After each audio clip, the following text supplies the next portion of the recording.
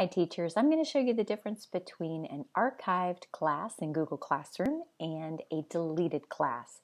There's not a lot of difference, but let me walk you through that. Here's a course. The three dots will show you that the only options you have are to edit the course or archive. So I'm going to archive that course.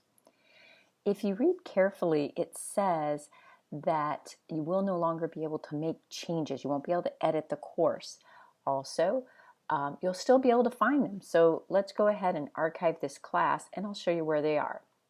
I click the three lines for the menu, and down at the bottom I'll see archived classes. And I do have several archived classes.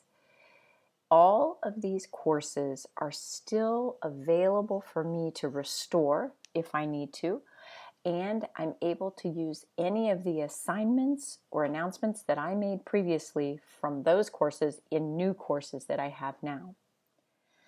I will explain that here in just a moment in Google Drive, but let's do this.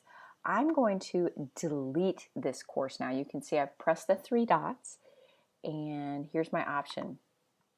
Here is the warning that comes up when you delete a class. It says you're no longer going to have access to the posts or the comments that have been added to this class.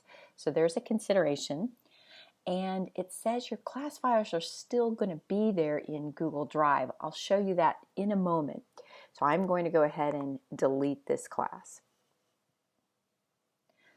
Let's head on over to Google Drive and sort of look at what's going on in our classroom folder. As you know, every time you open Google Classroom, you've created a new classroom folder, and every course you have has its own folder. Let's take a look at a class that has some assignments. So inside this class are all the assignments from the previous year. Now, if I've only archived the class, all these assignments can be reassigned to a different class. If I have deleted it, none of these assignments can be used again. I would have to retype up all those assignments. Not a big deal. Most of us keep copies of whatever attachments we put anyway.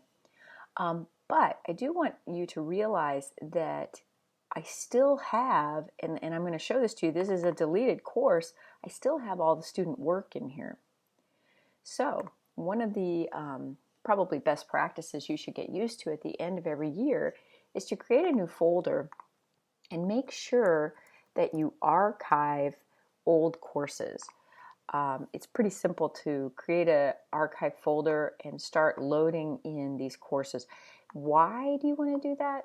So that as you create brand new courses for the school year, you're not going to have trouble locating all that data in Google Drive. So that's your difference between an archived course and a deleted course.